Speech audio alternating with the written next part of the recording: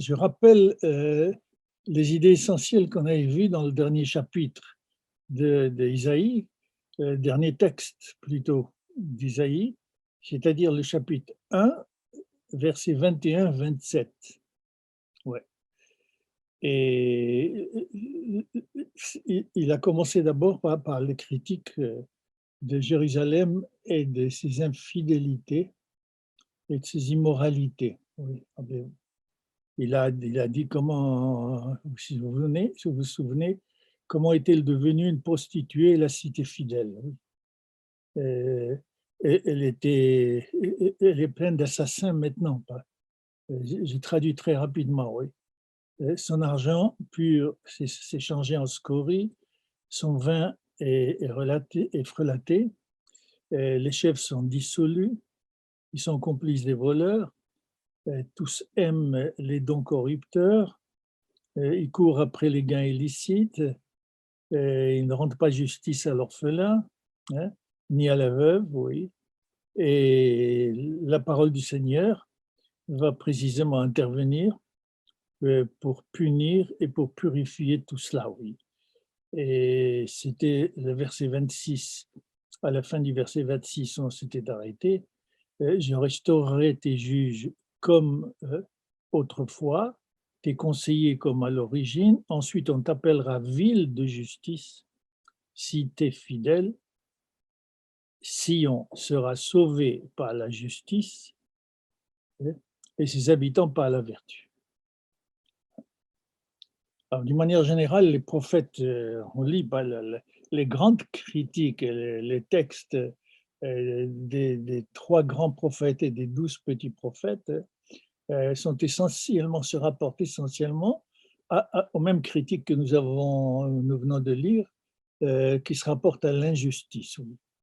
C'est dire si la vertu de justice est au centre de la fonction et du rôle de Jérusalem, comme d'ailleurs elle est au centre de toute activité humaine, de manière universelle. Oui. Et la question était de savoir, c'est ce sur quoi je voudrais insister dans la première partie de cette intervention de ce soir, et c'est pourquoi nous sommes obligés de réfléchir sur cette notion de justice qui semble la valeur et pas l'amour, hein, chez les prophètes, sauf bien sûr le prophète Osée avec son symbolisme conjugal, qui est la valeur centrale sur laquelle ils insistent. Parce qu'elle nous permet, on va le voir dans la deuxième partie, elle nous permet de répondre à l'échec des nations qui n'arrivent pas à définir la justice. Oui.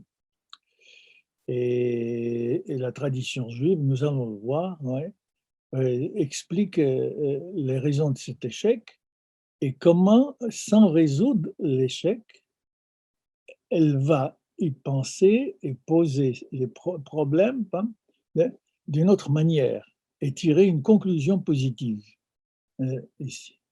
Alors, c'était l'expression, rappelez-vous, Sion bemishpat tipade, Sion, c'est-à-dire Jérusalem, ouais, sera sauvé par la justice et en conséquence le peuple d'Israël, bien sûr, tout le pays, pas Sion, mais Sion. Donc, Sion sera sauvé par la justice. Et ça c'est le premier mot qui désigne la justice, c'est-à-dire mishpat, on l'a vu. Mishpat. Oui. Veshaveha Bizdaka, et quant à ses habitants, ils seront sauvés par la tzedaka. La tzedaka, on avait dit la dernière fois, c'était la justice et la charité. Contrairement au mishpat, qui est l'institution juridique de manière générale, comme dans tous les pays. Mais encore faut-il appliquer ce mishpat dans le concret, ouais, dans l'existentiel, l'appliquer aux personnes prévenues, présentes au tribunal devant le juge. Et dans cette application, oui, qui s'appelle tzedaka. Oui.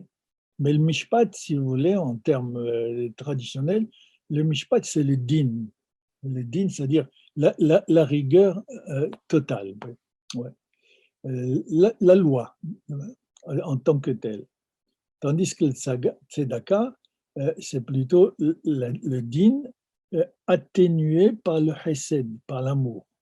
Hein, voyez. Et c'est sur ces notions-là que je voudrais réfléchir dans cette première partie. Non sans vous avoir dit ce que vous savez déjà, j'aurais dû commencer par là, ce qui se passe encore une fois à Jérusalem, juste le jour de Jérusalem aujourd'hui, où les Israéliens se préparaient à, à manifester leur joie et leur danse. On a vu un peu tout à l'heure à la télévision, I-24. C'est à ce moment-là que Jérusalem reçoit des roquettes et des plus de 40, on a dit, oui. Et aussi Ashkelon et aussi, oui, d'autres villes encore, oui. Voilà. C'est un grand problème précisément de ne pas reconnaître, voilà, ne pas reconnaître, selon ce pseudo-droit palestinien, oui, la justice, même selon le dîme, hein, en dehors de la tzedaka, en dehors de la charité. La justice qui fonde, qui justifie, mais totalement et inconditionnellement, la présence d'Israël sur sa terre. Après tout, nous, nous étions les premiers là-bas et nous avons occupé cette terre pendant des siècles et des siècles, oui, et, et on nous a chassés, oui. Même si les prophètes disent ce qu'on n'accepte pas aujourd'hui avec raison, même si les prophètes disent que c'était la faute d'Israël, nous avons été fidèles et donc nous avons été punis et nous avons perdu la terre. Oui. Ça a un sens d'une certaine manière, mais on ne peut pas appliquer cela pour toute l'histoire d'Israël, surtout celle de la barbarie nazie. Oui. C'est ça n'a rien à faire avec une faute possible d'Israël. Oui. Même si Israël, comme certains disent, a été puni, ça fait trembler, hein, a été puni pour ses fautes, ses infidélités au XXe siècle. Puis l'abîme entre la faute et la sanction est tel qu'il devient absolument fou de prétendre que ce qui s'est passé est une punition ou la conséquence des fautes d'Israël. Ce principe prophétique qu'on répète, que vous savez, qui est répété chez tous les prophètes, peut-être était-il valable et avait un sens dans ce temps-là, mais, mais aujourd'hui, il faut le remettre en question, bien sûr. Mais ce qui fondait cette thèse des prophètes, le rapport du point de vue collectif du peuple d'Israël, entre la faute d'Israël et l'exil et la punition et les souffrances que Nabucodonosor ou Titus, etc., c'est-à-dire les chefs des nations, leur font subir, c'était, ça avait le sens suivant, bien sûr, dont les conséquences, encore une fois, doivent être refusées aujourd'hui, le sens suivant, que cette terre, oui, n'appartient pas à Israël d'une manière absolue, ce qui est vrai, elle appartient à Dieu, ce qui est vrai, et c'est Dieu qui a demandé à Israël d'agir d'une certaine manière selon une conduite morale et spirituelle pour justifier sa présence sur cette terre. Oui. Et dans ce sens-là, on comprend en principe, mais ça ne peut plus être appliqué, hein, ni pour Israël, ni pour les autres nations. Hein. Mais c'est un problème philosophique et métaphysique très important. Hein. On comprend précisément que on est perdu, on a été puni de cette manière-là, puisqu'on n'a pas obéi aux conditions du propriétaire. On a été infidèle à ces conditions imposées par le propriétaire pour pouvoir occuper cette terre d'une manière fondée. Mais maintenant, ceci dit, ce qui est encore vrai, oui, dans la limite où je viens de le dire, ce qui est encore vrai, c'est que chaque individu dans chaque peuple devrait réfléchir, même si il ne peut pas appliquer le principe, de faire réfléchir sur ce principe-là, oui, et qui est important et qui est éternel dans la Torah. Oui. Que un peuple ne peut jouir, développer, exploiter un territoire où il habite que s'il sait le faire selon l'ordre moral. Sinon, c'est l'injustice et la violence. Il ne mérite pas qu'on lui confie ce sol-là. Voilà. Ça, c'est un principe éternel.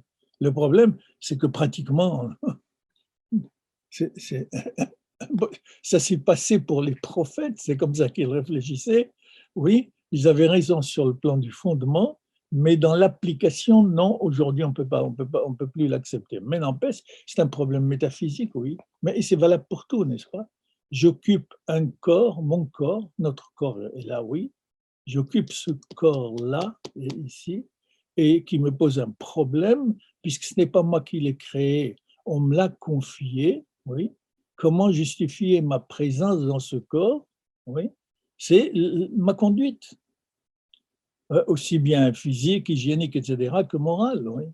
Et pas simplement pour me protéger. Hein. Qu'est-ce que j'ai à faire? Quelle est la relation que je dois avoir avec ce corps, cet espace que j'occupe, oui, dans la relation à l'autre. Ouais.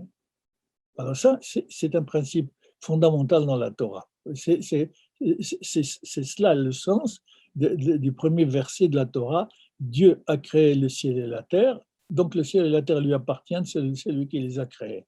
Ouais. Alors maintenant, n'essayez pas d'essayer d'imaginer pour expliquer comment ça s'est passé. Ça, c'est pas une question juive, oui. Mais la question juive, quel sens faut-il donner, quel est le sens que la Torah essaie de donner à cette idée de création? Oui. Ben, elle dit, création, il y a un créateur, il y a une créature, et puisque la créature est créée à partir du néant, ben, la créature, que ce soit le monde, que ce soit le monde animal, que ce soit le monde astronomique, que ce soit le monde humain, que ce soit le monde historique, que ce soit le monde sociologique, voyez, tout ce qui est de l'ordre de la créature, oui, est en dehors de Dieu, ça ne peut pas être divinisé, parce qu'il n'y a qu'un seul Dieu, c'est Dieu. Oui. Et donc, tout ce qui est à l'extérieur de Dieu n'est pas Dieu.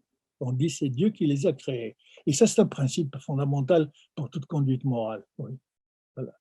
Mais les gens, bien sûr, à tort ou à raison, essayent d'imaginer comment s'est passée la création, etc. Et comme ils n'arrivent pas à y répondre, alors ils disent c'est un dogme. Oui, c'est un dogme.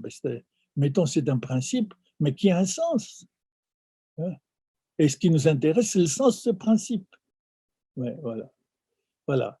Eh bien, voilà encore une fois qu'Israël est contesté, perpétuellement contesté, et les nations, on va voir dans le texte précisément, les nations n'arrivent pas à donner sens à l'existence du peuple juif d'une manière générale, cela fait 2000 ans et même beaucoup plus, et encore moins à l'existence d'Israël, qui a sur sa terre, qu'il a retrouvé, sur sa terre, sur son territoire. Il est à lui du point de vue du droit, puisqu'on l'a chassé.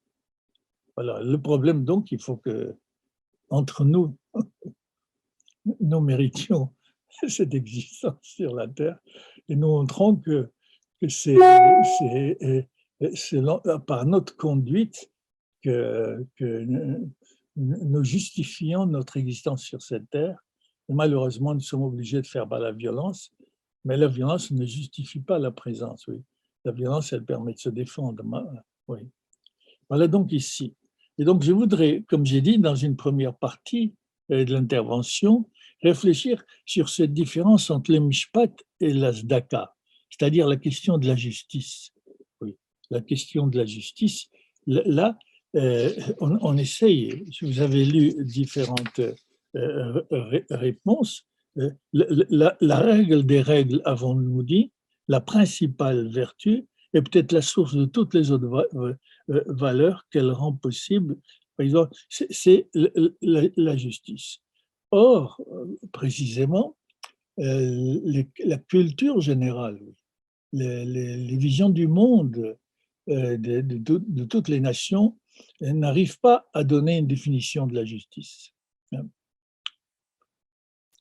Qu'est-ce que la justice? C'est à cela que je voudrais réfléchir, comme je l'ai annoncé, oui. Alors, je vous rappelle très rapidement les critiques qu'on peut faire aux différentes définitions de la justice trouvées dans l'histoire de la culture universelle. Par exemple, la première définition qu'on trouve, c'est rendre à chacun la même chose. Rendre à chacun la même chose, oui. C'est-à-dire traiter tous de la même façon, oui. Les jeunes, les malades, les riches, les pauvres, les religieux, pas religieux, les vertueux, les criminels aussi, le rendre à chacun, encore une fois, donner à chacun et traiter chacun, tous de la même façon, sans aucune différence, sans respecter les différences. C'est là la critique qu'il faut faire à cette définition. Et pourquoi? Parce qu'elle implique une conception de l'égalité qui n'est pas juste. C'est une conception égalitaire. Oui.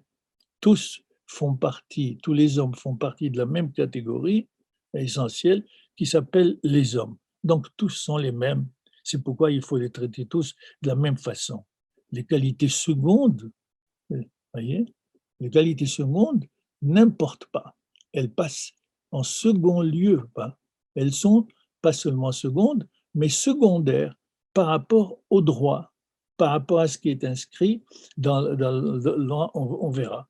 Mais on ne peut pas considérer les hommes comme faisant partie d'une même classe dans le sens de l'égalité.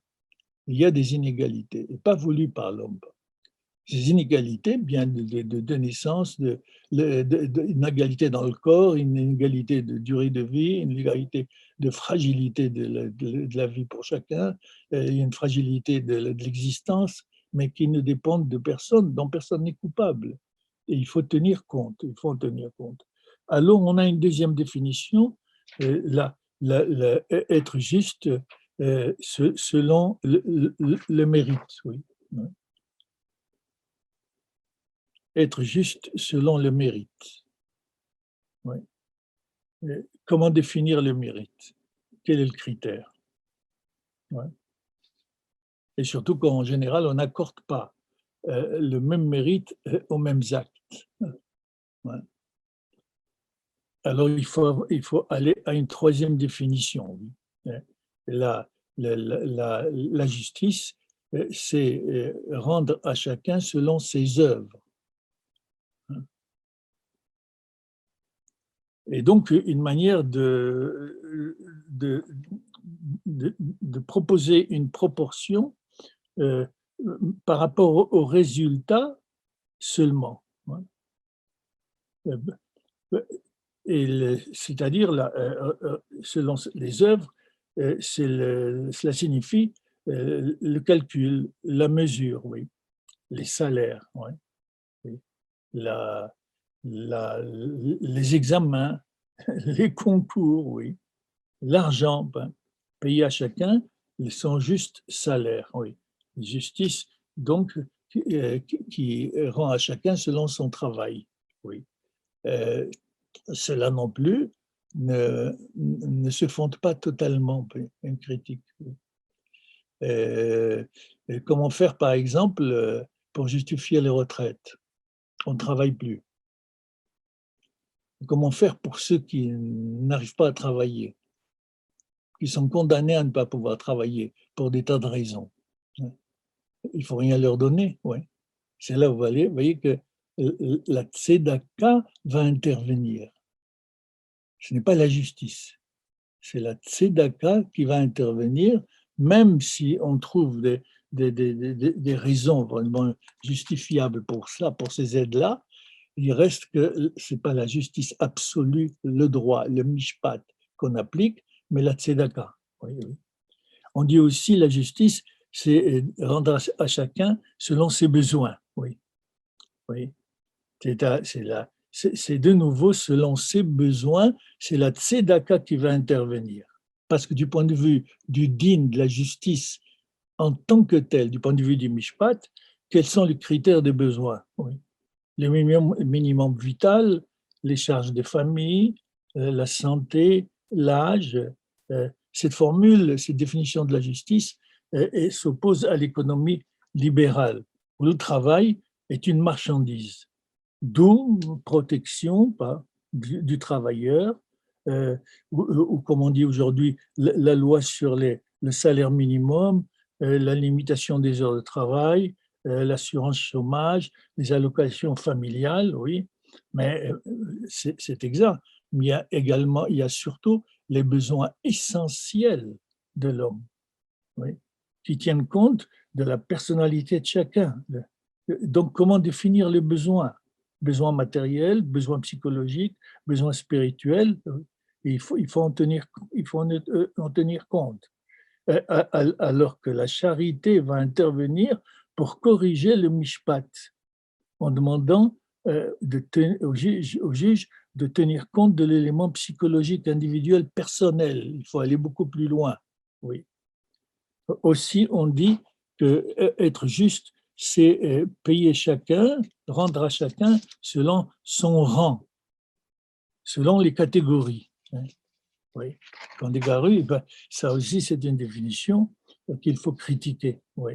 C'est parce qu'elle implique la classification en hiérarchie différente, dont l'une est supérieure aux autres, dans la société. Oui. Par exemple, dans l'Antiquité, il y avait les étrangers, oui, et puis il y avait les citoyens libres, oui. Oui. Et plus tard, il y a eu les bourgeois, oui, et les classes asservies, les serfs, oui. Oui. Voilà. Donc, c'est une formule aristocratique. Elle considère qu'il y a des êtres supérieurs et qui doivent être donc payés d'une manière différente et supérieure aux autres. Ouais. On refuse aussi cette définition. Et enfin, la septième définition que je trouve dans la culture générale, c'est rendre à chacun selon ce que la loi lui reconnaît. Ouais. Accorder à chacun ce que la loi lui reconnaît. Un juge est juste lorsqu'il applique les mêmes lois aux mêmes situations. Et la critique qu'il faut faire, que ces lois, ce sont les lois du pays, oui, et le juge doit appliquer cette loi, ces lois du pays, de manière sérieuse. Ce qui est juste d'une législation peut être injuste dans une autre. Et une loi peut être adoptée par un pays, un droit dans le sens mishpat, ce dont on est en train de parler comme conclusion du texte qu'on a vu la dernière fois, oui. Mishpat Zdaka. Oui. Sur le plan du mishpat, voyez, ce n'est pas parce qu'une loi est inscrite dans le mishpat, et ce n'est pas parce que le mishpat est imposé à tous les citoyens d'une même société qu'on n'a pas le droit de critiquer le mishpat. Il y a des lois dans le mishpat qu'il faut critiquer. Ce n'est pas parce qu'ils sont mishpat, et donc de ce sens-là, le juge doit juger cette loi et tenir compte de la réalité du prévenu qui est devant lui au tribunal. Il doit interpréter la loi, seulement il interprète la loi pour l'appliquer aux coupables en restant à l'intérieur du droit, c'est-à-dire de la rigueur et du din. C'est ce qui s'est passé pour le procès Halimip. Son l'argument, c'est que c'est comme ça le droit, c'était inscrit, et moi je n'ai fait qu'obéir à la loi. Mais cette loi précisément était immorale, et qu'il faut la critiquer. Oui. Et donc, comment définir la justice? Oui. Oui. Comment définir la justice? Eh bien, vous voyez qu'on n'arrive pas à la définir. Oui. Oui. On n'arrive pas à la définir. Et nous-mêmes, pas. On aperçoit cette tension, mishpat et zdaka. C'est très difficile à les définir, oui. Même dans la Torah donne des exemples de justice. Elle établit le mishpat selon l'ordre de la justice, mais on ne trouve pas d'une manière précise une définition de la justice. Seulement dans le judaïsme, c'est positif. Si on n'arrive pas à définir la justice comme fondement du mishpat, parce qu'on a besoin de cette définition pour voir si un mishpat est valable ou pas, oui. Or, le fondement du mishpat, comme d'ailleurs l'aspect din de la tzedaka, oui, c'est la compréhension que nous avons de la justice. Mais quelle est la nature de cette compréhension? Que veut dire la justice? Comment la définir? Seulement, la tradition juive va considérer ça comme positif, cette ignorance. Oui, c'est ça que je vais montrer maintenant pour terminer avec le texte de la dernière fois, oui. Mishpat et Zdaka, oui. Il s'agit de la justice, mais qu'est-ce que la justice? Ne pas arriver à la définir, oui, est positive dans le judaïsme. Pourquoi? Rapidement, il faut distinguer entre la justice institution, l'ordre juridique, le tribunal, le pouvoir législatif, le pouvoir exécutif, etc. Oui. Et ça, c'est le mishpat. Et puis, il y a la justice sociale, c'est-à-dire la tzedaka, c'est-à-dire le type d'organisation de la société. Oui, oui. C'est sur ce terrain que les prophètes se placent pour pouvoir critiquer les conduites de leur peuple. Oui, oui. Or, on trouve ici une tension. Oui. La tension est la suivante, entre l'institution et le droit, oui, et la tzedaka. Oui. Comment faire pour conjuguer les deux, comment faire pour lier le mishpat à la tzedaka, oui. Pour l'institution, si vous voulez plus clairement, pour l'institution, le mishpat, hein, le juste, c'est le juge qui applique le mishpat. Oui. Il applique la règle de droit à un cas particulier. Il interprète la loi, mais pour l'appliquer au particulier, selon la justice dictée par le mishpat. Voyez. Or, il y a, on assiste à chaque jour,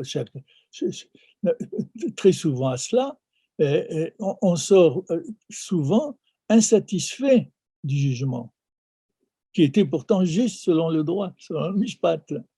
On sort insatisfait. C'est que donc il y a une aspiration morale de la justice qui nous permet de juger l'application du droit, hein, et même la constitution du droit, ouais, de critiquer le pouvoir législatif, exécutif, etc., oui, quand il faut les critiquer.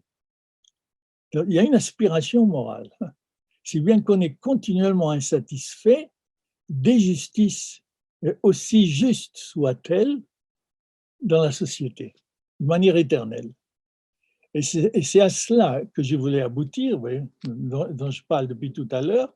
On n'arrive pas à définir la justice alors qu'on aspire à la justice, et c'est au nom de cette aspiration qu'on juge le droit, le mishpat. Ouais. Mais c'est un principe fondamental qu'on peut appliquer à toutes les valeurs. Et le judaïsme trouve ça normal. Et heureusement que personne ne peut définir la justice parce qu'il sort, en essayant de la définir, de l'ordre humain. Et l'ordre humain, c'est cette aspiration morale à cette valeur qu'on appelle la justice, ou à l'amour, ou à l'égalité, peu importe n'importe quelle valeur. Mais j'ai dit que la justice était centrale, bien sûr, était la valeur, peut-être la plus importante, oui. On a une aspiration morale à cette justice, au nom de laquelle on juge toutes ses applications, oui, et toutes les constitutions, mais on ne sait pas la définir. Mais l'essentiel du judaïsme, c'est cette aspiration. Aspiration qui précisément montre l'humain, une qualité humaine fondamentale. Oui. que ce que l'humain vise, oui, sur le plan moral, parce que c'est caractéristique de la morale et de la spiritualité, c'est de rester humain, de ne pas se diviniser en pensant un jour communier, oui, arriver à définir exactement la justice, c'est-à-dire la maîtriser par la connaissance, communier avec elle. Ce serait la faute la plus grave du judaïsme, c'est ce qu'on appelle le veau d'or. Hein. Vous divinisez un médiateur, vous divinisez une médiation. Or, entre l'absolu et l'homme, il y a des médiations, il y a des anges, il y a des valeurs morales. Et on ne peut pas aller au-delà pour pouvoir un jour prétendre atteindre l'absolu de ces valeurs. C'est pourquoi on ne peut pas les définir. Et ça, c'est positif. C'est la réponse que donne le judaïsme. Autrement dit, les nations, c'est peut-être ça le rôle, on va le voir d'une manière précise aussi au cours de ces leçons, de ces interventions, c'est peut-être ça le rôle principal de Jérusalem, parce que c'est le rôle principal au sein des nations d'Israël. C'est-à-dire lutter contre l'idolâtrie, lutter contre la divinisation de quoi que ce soit, et particulièrement sur le plan moral. L'homme, on dira, sur le plan psychologique, est désir, oui, mais désir impossible à combler. Je désire la justice. L'essentiel pour moi, c'est y aspirer pour garder ma distance et mon esprit critique, mais c'est ça l'essentiel. Oui. À quoi ça sert d'atteindre véritablement l'absolu, c'est-à-dire de se transformer en Dieu? C'est ce que font très souvent les empires, les empereurs qui se divinisent, et c'est la violence. Ouais. Voilà donc ici, c'est là. On exige la justice sans pouvoir la saisir, la définir, y arriver exactement. On sait qu'il faut l'exiger, on sait qu'il faut y aspirer. Ça, on est au cœur du judaïsme. On sait qu'il faut la poser comme véritable critère du jugement, oui, et de la répartition des richesses, etc., mais on ne peut pas la définir. N'est-ce pas, là, encore une fois, là, le problème de toute valeur morale. N'est-ce pas que c'est cette aspiration qui donne l'énergie à l'homme sans qu'il sache définir cette fin, oui. Définir l'objet de cette aspiration. C'est cela, en réalité, exactement ce qu'on appelle le divin. C'est cela la transcendance. Il n'y a rien d'autre dans la transcendance. C'est cela qu'on appelle la transcendance. Ouais. C'est-à-dire l'altérité totale. Oui. C'est cela être juif. C'est cela dont nous devons témoigner au sein des nations. Et c'est cela le cœur même de la fonction de Jérusalem, c'est-à-dire d'Israël. Oui. Et on le rappelle constamment par la notion de tzedaka. Il y a le mishpat, il y a le tzedaka. Le tzedaka, elle rappelle au mishpat l'aspiration à la justice. D'une justice qui ne peut pas être confisquée par le mishpat, qui tombe sous le coup de la liberté critique, de l'esprit critique. Encore une fois, oui. C'est cette insatisfaction précisément qu'il faut maintenir. C'est cela qui fait la spécificité de Jérusalem. C'est cela qui fait la spécificité du temple de Jérusalem. Oui. Ce n'est pas par hasard que le Sanhédrin se trouvait à Jérusalem et dans une chambre du temple. Oui. Oui. Et ça ne veut pas dire que cela n'est pas valable aussi pour, du point de vue de la pratique religieuse. On peut être sûr, et c'est une faute, on peut être sûr que la manière dont on comprend telle et telle loi ou tel principe ou tel texte ou tel est événement est la seule manière de la comprendre. Et donc tous ceux qui ne la comprennent pas comme moi ou comme nous, parce qu'on peut former un groupe, ouais, ben ils sont à la périphérie du judaïsme quand ils ne sont pas exclus. Oui. Donc, pratique de la justice idéale par le tzedaka, qui tient compte de la personnalité de l'homme, hein, de sa décence et de sa dignité, hein, sans sacrifier, oui, telle ou telle dimension de l'être humain. Ouais. Voilà. Voilà donc ce que je voulais dire à propos de ce texte qu'on a analysé la dernière fois et qui parle de Mishpat et Sedaka. Oui, voilà, ici. Bien, nous allons. Est-ce qu'il y a des questions là-dessus? Oui. Oui.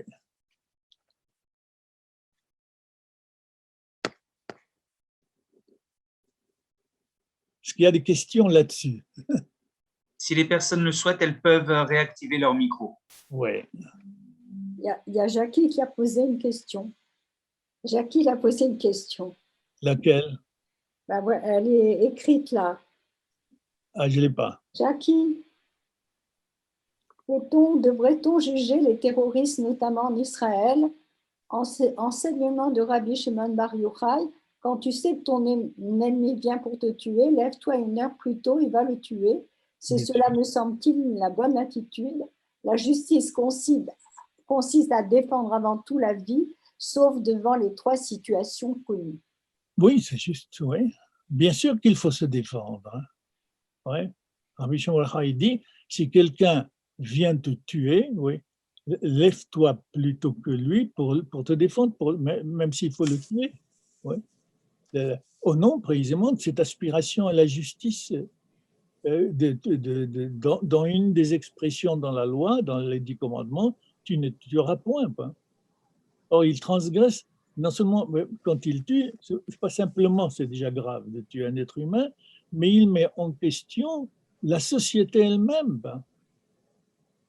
Il ne peut y avoir lien social que s'il y a une coexistence, qu'il y a une relation intersubjective, que si l'autre a autant le droit que moi d'exister. Et je n'ai pas le droit de l'effacer de l'existence.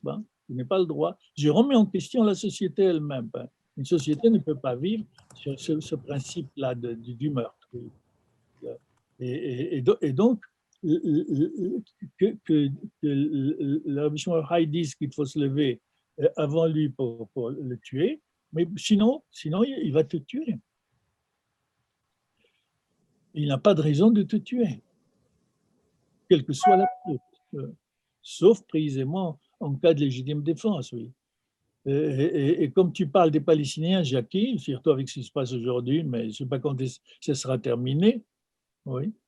Le Palestinien veut jeter, c'est encore écrit dans la charte de la Majlis arabe, dans la charte qu'on appelle la charte palestinienne. Voilà donc droit palestinien. Mais c'est un droit diabolique. Oui.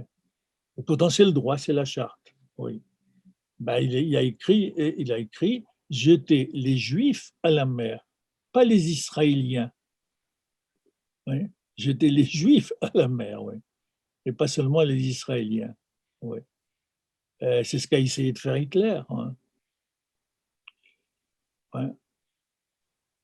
J'ai le droit de protéger ma vie. J'ai le devoir de protéger ma vie. Oui, oui Jackie, hein? Et Israël soit. J'ai mis par écrit pour que les gens voient ma question. C'est plus simple. Ah bon. On l'a vu, on l'a lu. Oui, oui. Ouais. Il y a cette situation très difficile pour Israël, malheureusement, oui. Qu'il retourne chez lui, la terre est à lui. Maintenant, il y avait des Arabes qui occupaient cette terre pendant qu'il était lui en exil. C'est vrai. Donc, il y a une discussion à avoir avec eux, s'asseoir à table et discuter d'égal à égal pour voir comment résoudre ce problème. Qu'Israël retourne chez lui, mais il y a des habitants qui sont là pendant des siècles également. Comment résoudre le problème? Il y avait des Juifs aussi. Oui, Il y avait des Juifs aussi. oui, ça, il faut leur dire. Même le mot palestinien est stupide. Oui. Vous dire palestinien, oui. Les Palestiniens, jamais une Palestine n'a existé hein, en tant que pays véritablement. Ouais. Voilà, et alors on dit aussi la Palestine, et ça va loin. Beaucoup d'historiens disent qu'il y avait une Palestine, même du temps de Jésus. Ils écrivent Jésus habite la Palestine. Ouais, j'ai entendu ça aussi. Ouais. Mais c'est absurde. C'est absurde. Il habitait la Judée. La Palestine n'existait pas de son temps. Ouais. C'est plus tard, en 130-140, Adrien a décidé de l'appeler Palestine et d'interdire la ville de Jérusalem aux Juifs. Il y a une légitime défense. Avec cette idée, ça va, avec cette idée que le Midrash dit que quand Moïse devait se défendre dans le désert, quand les peuples l'attaquaient, oui, il demandait aux Hébreux de prier devant Dieu pour qu'il leur pardonne, parce qu'ils savaient qu'ils allaient tuer. Et quand ils revenaient de la bataille, il leur demandait de prier pour demander à Dieu de nouveau aussi de leur pardonner, parce que là, chacun savait l'homme qu'il avait tué, parce qu'il fallait être tout prêt avec sa lame, etc., sans sabre, pour pouvoir tuer l'autre. Donc, il y a un principe général, je vais tuer parce que je ne peux pas faire autrement, il faut que je me défende. Et puis, quand on revient, on sait qui on a tué, et alors on demande pardon. C'est l'angoisse, vous savez, tu le savais aussi bien que moi, Jackie, c'est l'angoisse d'Abraham. Hein. Absolument. Ouais, c'est l'angoisse d'Abraham. Et il avait peur d'être tué, et il avait peur de tuer. Mais ça va. Alors là, Armand, une petite question. Ah, Bonjour. bon, Voilà.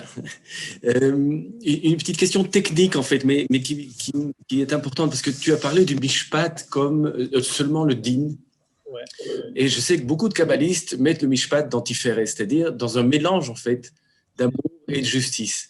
Ouais. Et donc, est-ce que... Et alors, en mettant la tzedaka, donc comme au contraire, celle qui fait la pondération entre amour et justice. Oui. Pourquoi les kabbalistes ils mettent souvent le mishpat? Est-ce que c'est le mishpat de la Torah à ce moment-là, qui serait déjà, et pas le mishpat humain, c'est-à-dire il ferait une différence entre l'institution humaine juridique, Oui. Torah, qui serait quelque chose de plus... Non, oui. Le mishpat des nations, pour rester dans la question que tu poses, le mishpat des nations, il se passe au niveau de la chorma, pas de la bina. C'est ça. Tandis que le mishpat de Tiferet, c'est un mishpat, puisqu'il fait la synthèse des deux, un mishpat qui laisse la place et le sens et le rôle et l'importance de la tzedaka. C'est ce qu'on voit dans la Torah. Quand on lit les lois de la Torah, on voit très très bien qu'elles ne sont pas justes selon la justice absolue, mais qu'elles sont d'une certaine manière atténuées, ici, qu'elles ne sont pas absolutisées. Oui. Comme on vient de dire maintenant, la légitime défense, par exemple, mais ce n'est pas la seule aussi. Comme on voit, bon, il y a ce paradoxe dans la Torah, mais maintenant on comprend, oui. Celui qui transgresse Shabbat mérite la mort. Pourquoi? Parce qu'il met en question la création, dans les termes de la Torah, oui. Et c'est le Shabbat qui me permet de témoigner qu'il y a un créateur. Voilà. Et donc, je transgresse la Torah, je mets en question un principe fondamental du judaïsme. Je transgresse le Shabbat, donc je mets en question un principe fondamental du judaïsme. Mais si quelqu'un est en danger de mort, même à Kippour, le médecin sort de la synagogue, il prend sa voiture et il va s'occuper de lui. Par exemple, quelqu'un mérite, il y avait ce type de sanction, les 40 coups. C'était une sanction, donner 40 coups pour certaines fautes. et la tradition juive, attention, ne donne que 39. Voyez que toutes les lois sont… il est interdit de mélanger la viande. Mais radicalement, bien sûr, c'est interdit, avec toutes les significations qu'on peut trouver, qu'on trouve et qu'on trouvera plus tard sûrement, oui, avec les interprètes, les rabbins et les maîtres futurs. Oui. Mais si jamais dans la marmite sur le feu, où est en train de bouillir la viande, il y a une goutte de lait qui tombe, ça ne fait rien, vous pouvez manger la viande.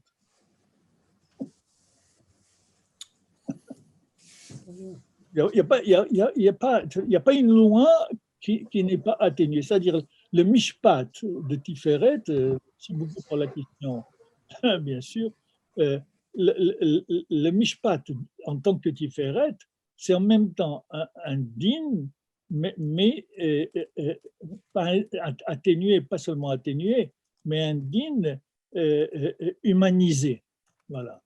Un din humanisé par la Zedaka, oui. Et on comprend que du côté de la Zdaka, c'est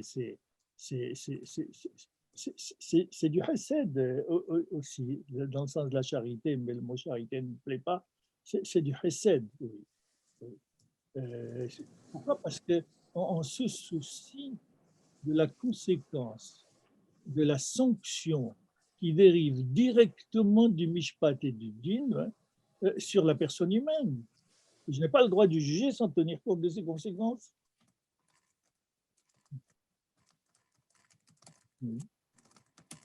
Parce qu'il est à l'image de Dieu.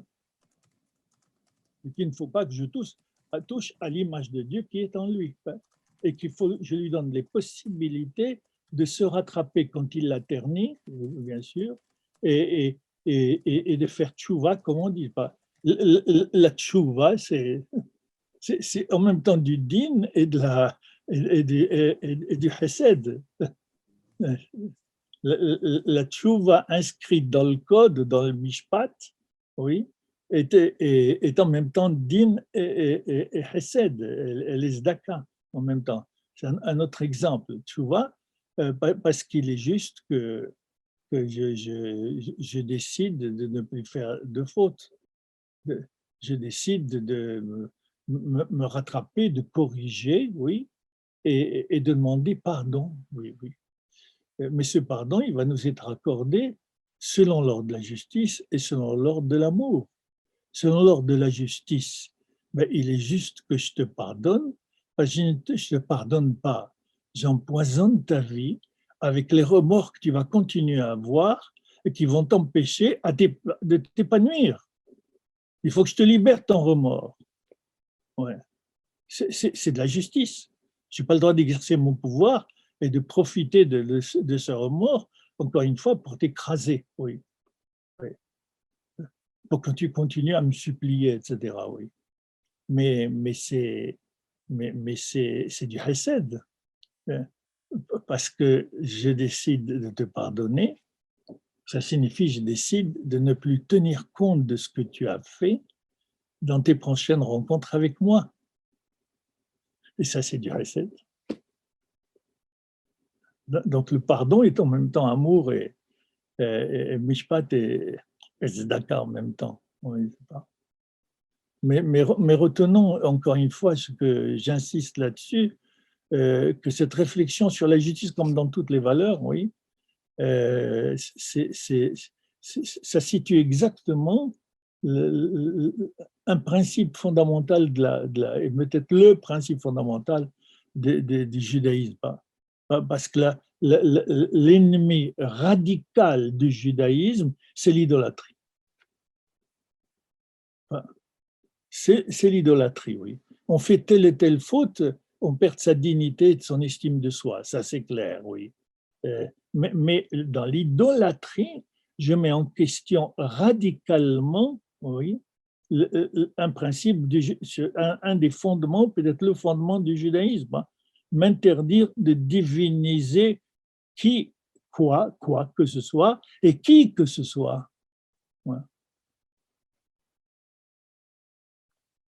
Vous voyez, donc, cette question du mishpat et de la tzedaka, oui, comme elle est importante, et comment surtout c'est un exemple de montrer comment le judaïsme pose et signifie les problèmes finalement traversés par toutes les cultures. Oui. Ça, c'est un problème de culture aussi. On n'arrive pas. C'est par exemple, ça revient, pour terminer sur cela, ça revient très souvent d'une manière maladroite et absurde de définir Dieu.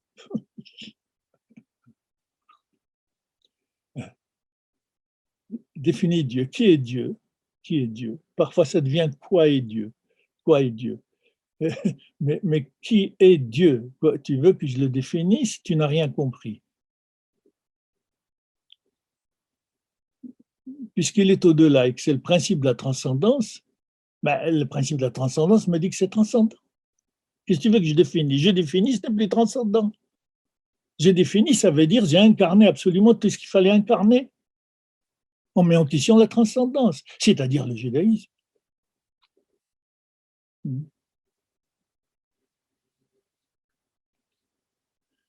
Et donc, ce texte qu'on a vu, on a étudié la dernière fois,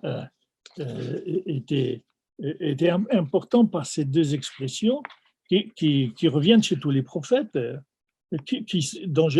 qu'on trouve déjà dans la Torah, et qui reviennent chez tous les prophètes, sans exception. Mishpat ou Tzedaka. On l'applique même, regardez jusqu'où on est remonté, on l'applique même à Abraham. Il devait transmettre Mishpat ou Tzedaka à ses enfants. Ouais. Voilà, donc nous allons commencer un autre texte. Alors, il se trouve malheureusement que Patrice, lui, qui nous transmet, auquel je transmets le texte pour qu'il nous le montre au fur et à mesure qu'on l'explique, elle ne pouvait pas venir ce soir, oui. Et il est avec son père, il est allé voir son père à l'hôpital et donc il n'a pas vu le texte que je lui ai envoyé aujourd'hui.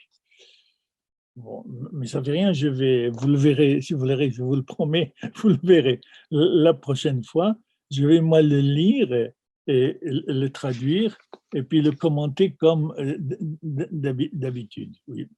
Ouais. Voilà, alors c'est le chapitre d'Isaïe 25, 6, 12. 25, 6, 12, oui. Il parle de ce qui se passera, oui. Ce qui se passera quand, suivant ce qu'on a vu les dernières fois dans les premiers textes, quand les nations afflueront vers la montagne de Sion et reconnaîtront que Dieu est Dieu. Oui. Alors, que va-t-il se passer ce jour-là? Je veux dire, que va-t-il se passer ces temps-là? Ce n'est pas un jour, ben. C'est Bayom Haout, c'est-à-dire ce temps-là, le temps d'un yom, ben, c'est-à-dire le temps d'un cycle, le temps d'un moment, le temps d'une ère, le temps comme on veut, n'est-ce pas? Qui aura toujours son soir et son matin. Toutes les civilisations, paraît-il, disparaissent, se développent, naissent, se développent et disparaissent. Oui. Alors, voici le texte, n'est-ce pas? Verasa Hashem. Verasa et fera, oui, Verasa et fera, oui. Hashem, le Seigneur, oui, il fera, Hashem Sevaot, le Seigneur, on dit des armées, Sevaot. Non, c'est aussi les armées, comme Tzva Ganal Israël. On appelle un petit peu, ouais. Non. Comment? Si, voilà. Mais non, ça ne marche pas sur le grand. Ah. Voilà, donc. Non, mais moi, je suis caché. Ah, il faut arrêter vos micros.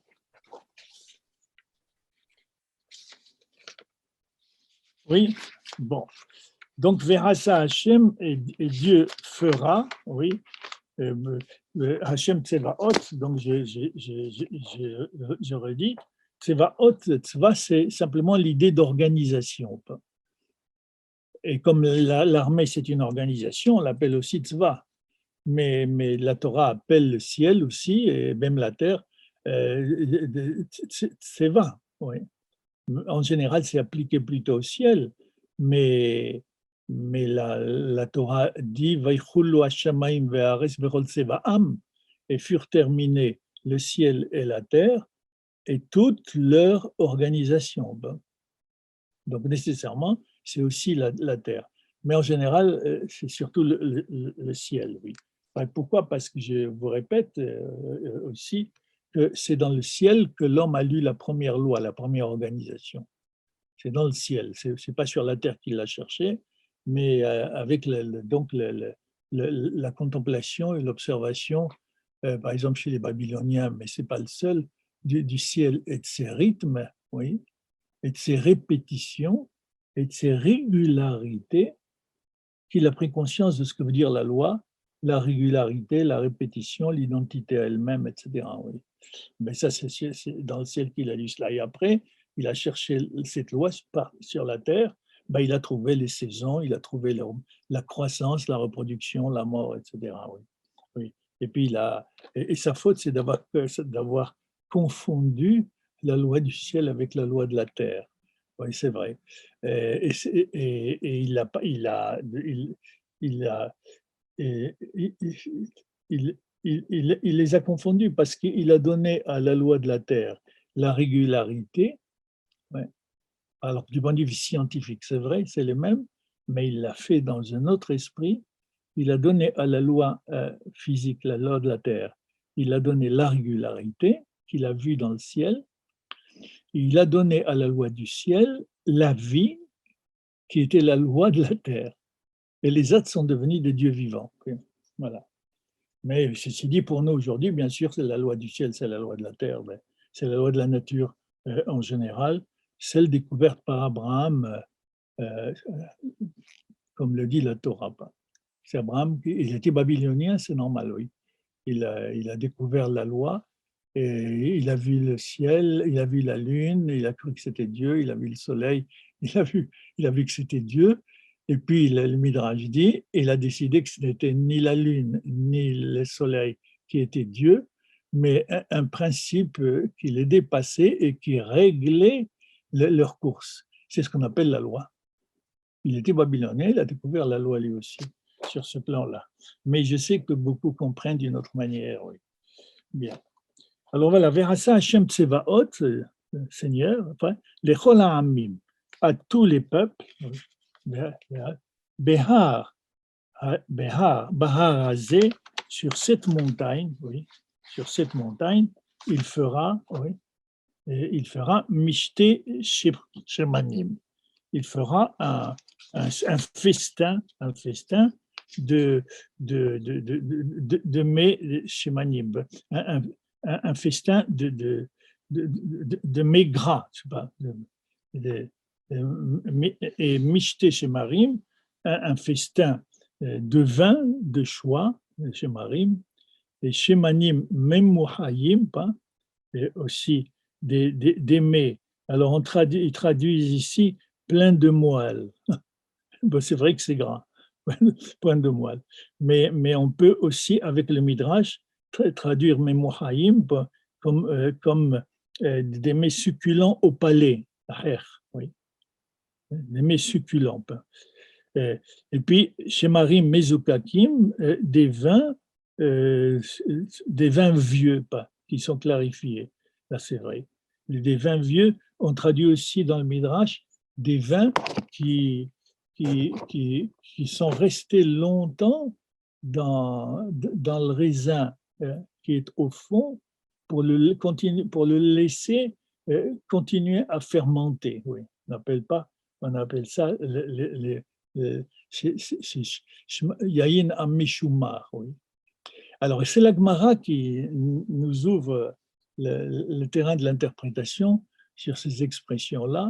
Les vins chez Marim, c'est la Gemara se pose la question de savoir qu'est-ce qu'il y aura dans les temps messianiques. Ouais.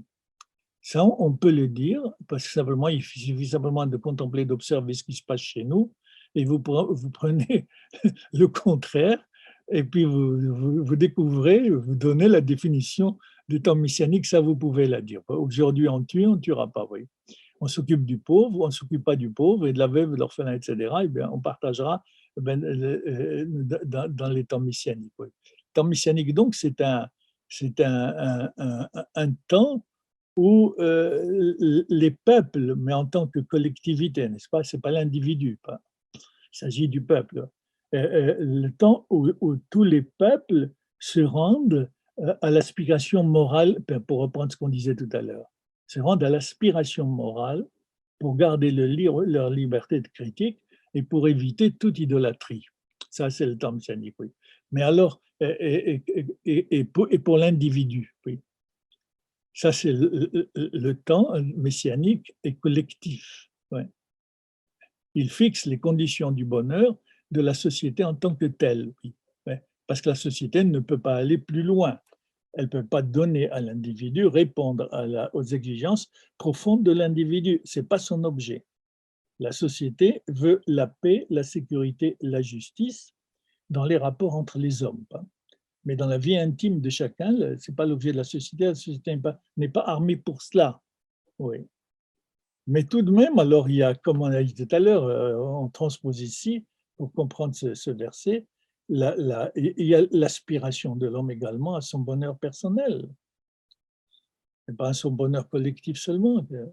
La collectivité lui donne les conditions égales pour tous, oui, et même pour tous, de telle manière que chacun, s'appuyant sur ces conditions de bonheur collectif, oui, de paix, de justice, etc., puisse enfin s'occuper de son bonheur personnel. Mais il faut qu'il s'engage à construire ces conditions sociales pour que chacun, dans un deuxième temps ou un troisième temps, s'occupe de son bonheur personnel.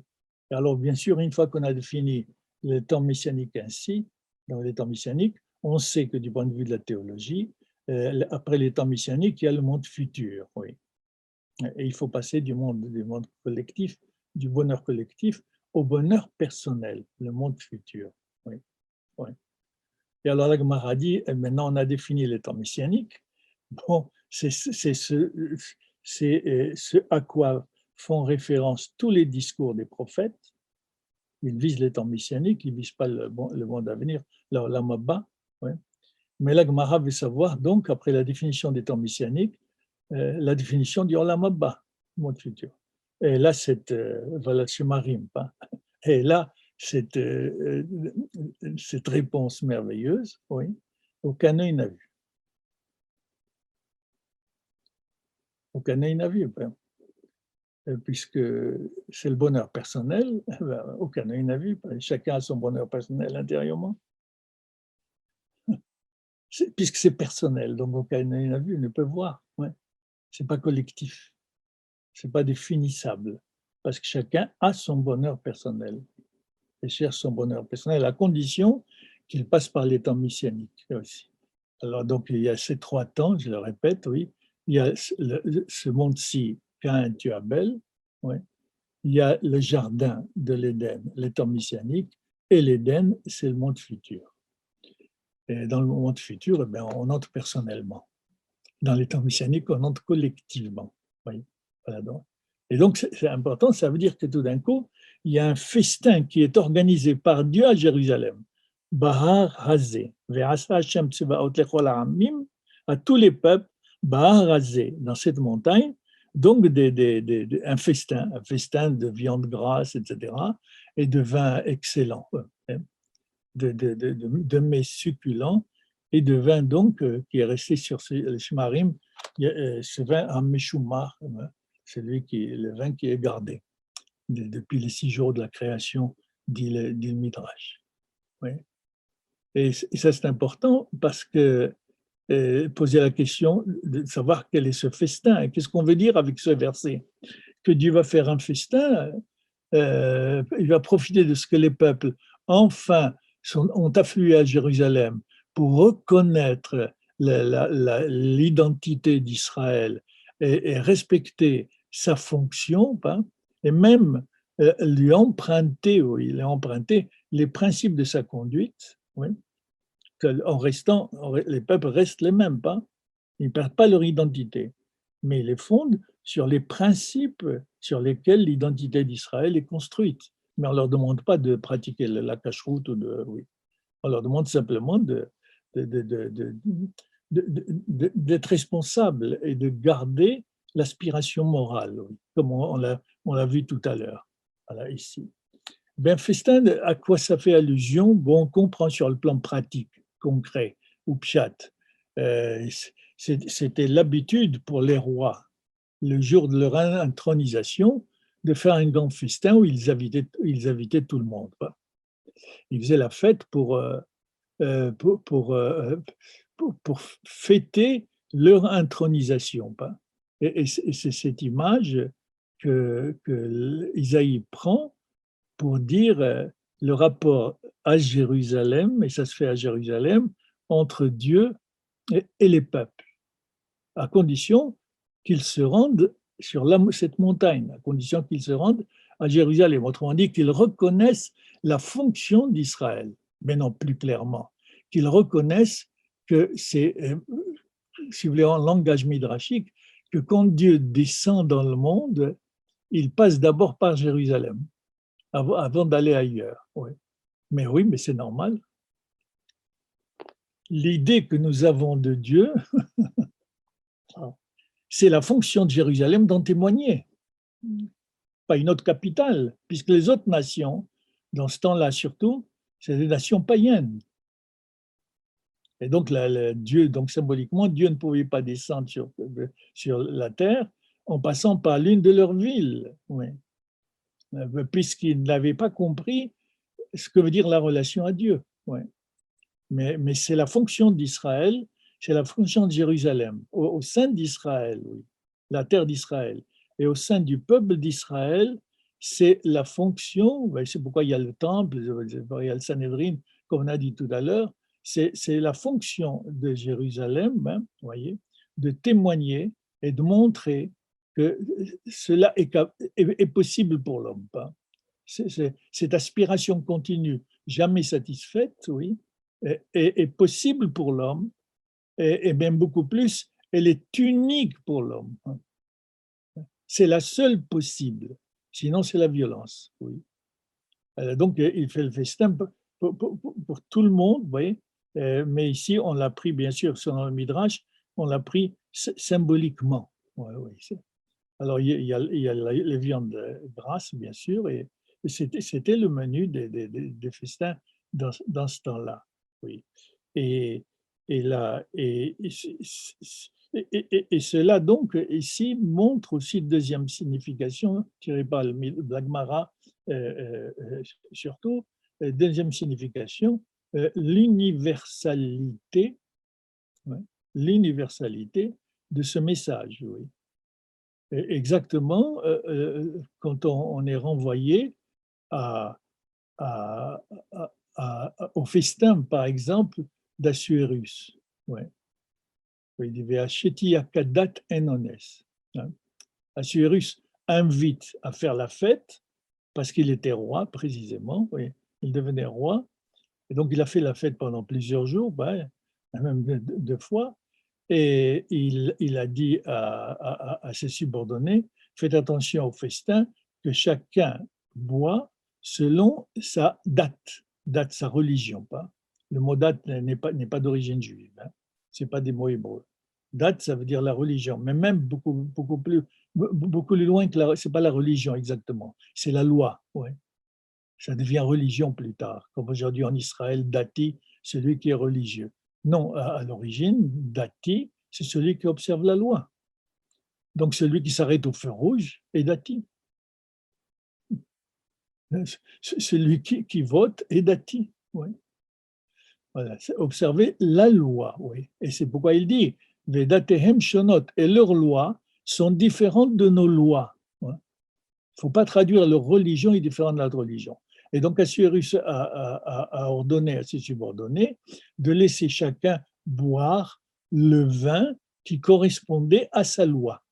Voilà. C'est quand même un principe universel. Ça rappelle Cyrus. C'est ce qu'a fait Cyrus, c'est pourquoi il a permis aux Judéens déportés de retourner chez eux et de construire le temple. C'est pourquoi ce Cyrus, je vous l'ai dit, est considéré par le Messie, par Isaïe, celui qu'on appelle le second Isaïe. Voilà donc ce festin. Voilà. Ou Billah Baharazé, voilà donc au cours de ce festin, Dieu, toujours sur la même montagne, oui, sur la montagne, il va déchirer, Billah, il va déchirer le voile, le rideau, le voile, oui, Pénéhalot, mais Pénéhalot, plus précisément pour le Midrash, Pénéhalot, c'est l'actualité. Pénéhalot, lot, ça veut dire le voile, le tissu qui couvre, oui. Et Péné, c'est le visage. Donc le voile spécial du visage, qui couvrait spécialement le visage des nations, oui. Pour signifier donc qu'ils ne voyaient pas, jusqu'au moment où ils sont venus à Jérusalem, ils ne voyaient pas, ils ne comprenaient pas la relation authentique à Dieu, qui fait qu'il est au-delà. Et déjà, quand je dis au-delà, j'ai trop parlé de lui. C'est toujours, rappelez-vous, le principe de transcendance. Oui. Vous définissez une réalité, vous exercez un pouvoir sur elle, puisque vous la connaissez. Oui. C'est ce que Dieu demande à l'homme. Il lui demande, et après avoir décidé de créer l'autre qui sera une femme, oui, à partir de ce qu'on appelle sa côte, oui, avant de lui présenter et de créer cette femme, de le faire dormir et de prendre la côte pour faire la femme, il le fait passer par des épreuves. Et l'une des épreuves, il y a 3 épreuves. Et l'une de ces épreuves, c'est nommer les animaux. Quel rapport ça a? Le Midrash donne le détail. Il a vu les animaux s'accoupler. Et puis lui, il a trouvé personne pour lui. Il avait réussi à l'épreuve. Il avait compris que l'union qu'il aura avec cet alter ego n'est pas un accouplement, ce sera une union. C'est un rapport de dialogue et de respect, etc. Ce n'est pas un accouplement. Le mot le plus terrible en français, c'est couple. Non, l'époux et l'épouse ne font pas un couple, ce n'est pas des animaux. Ouais. Ils forment une unité comprise à la manière du judaïsme, une unité dialectique qui renvoie l'un à l'autre continuellement. C'est une unité dynamique, dialectique, ici. Ce n'est pas l'unité 1 qui rencontre une autre unité 1, c'est la violence. Pourquoi? Parce que quand on est deux, c'est ou la paix ou la violence. Et la paix, c'est précisément l'unité dialectique. Construire ensemble un monde où tu sois, toi, reconnu dans ton identité et moi également. Et alors, nous devenons responsables l'un de l'autre. En luttant pour que ta personnalité, ton identité, ta place, ton rôle, ta fonction soient reconnus dans ce monde que nous allons construire ensemble, oui. En même temps, je lutte, mais indirectement, pour que mon identité soit reconnue, puisque je lutte pour que ton identité soit reconnue. Implicitement, ça veut dire que mon identité n'est pas ton identité. Et donc, comme disent les psychologues, le chemin de soi à soi passe par l'autre. C'est pas vrai seulement psychologiquement. Oui, ici. Et donc, Dieu demande à l'homme de nommer les animaux avant de lui présenter la femme. Pour qu'il comprenne ce que veut dire le rapport à cette femme qu'il a lui présentée. Oui. Voilà, donc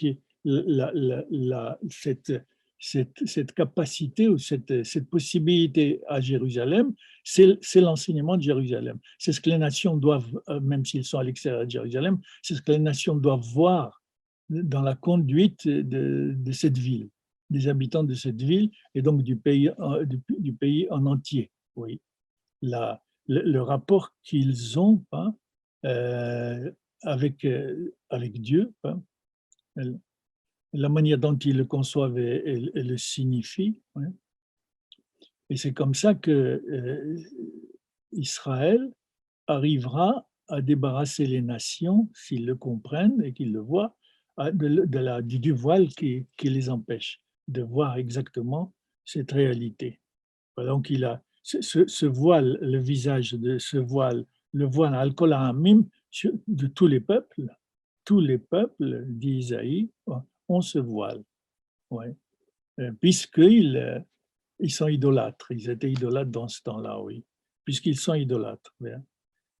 Ve'hamasecha hanesucha al-Kol hagoyim, oui, ici, et la couverture, oui, mamasecha, hanesucha qui est étendue sur toutes les nations. Oui. Donc, sur les deux plans, sur le plan national et sur le plan religieux, oui, sur le plan culturel, si vous voulez plus précisément, Am, et sur le plan goïm, hein, sur le plan politique, oui, les nations ne fondent pas ces deux visages de la culture sur ce principe de la transcendance. Non seulement ils ne le fondent pas, mais des dispersés, mais ils n'en voient pas le sens. Ils ignorent du temps de ce temps-là, dans ce temps-là, les païens. Ils ignorent totalement le principe de la transcendance. Ce n'est pas qu'ils en ont conscience et qu'ils le refusent, comme aujourd'hui dans les athéismes, mais les païens n'étaient pas athées, ils étaient religieux, et religieux donc, mais d'une religion qui divinissait la réalité telle qu'elle se présentait à eux, et même les hommes, les chefs, mais ils étaient loin, loin, loin de ce principe de la transcendance. C'est pourquoi la Torah dit qu'il est révélé. Ouais. Israël n'aurait pas trouvé tout seul. Il est révélé venant de l'extérieur, oui. Il se transmet, il s'apprend. On s'éduque à cela, oui. Donc, problème de transmission, problème de réveil, oui, ici. L'enseignement ne consiste pas à réveiller l'autre et de telle manière qu'il puisse prendre conscience de ce qui est en lui. Ça, c'est païen. Et c'est aussi la théorie pédagogique de Socrate, par exemple, aussi, soit dit en passant, oui. Mais éduquer, c'est apporter à l'autre ce qu'il ne peut pas trouver par lui-même, de l'extérieur. Apporter à l'autre et cette expérience, nous l'avons. Nous l'avons. Quand on rencontre l'autre, on n'a pas fermé les yeux, on a déduit qu'il était là, il s'impose à moi de l'extérieur. Et c'est cet extérieur que je dois signifier. Et la protéger, la respecter. Oui, le respecter. Voilà, donc, mais ce à quoi cela me fait penser, moi, je ne l'ai pas lu dans le Midrashim, à quoi ça me fait penser, moi, à ce qu'on appelle, précisément, puisqu'il s'agit du temps messianique. Les peuples sont là, Dieu est à table, il commande la table, et il est le chef de table, et il a autour de lui les nations, et les Juifs aussi, bien sûr, il a autour de lui les nations.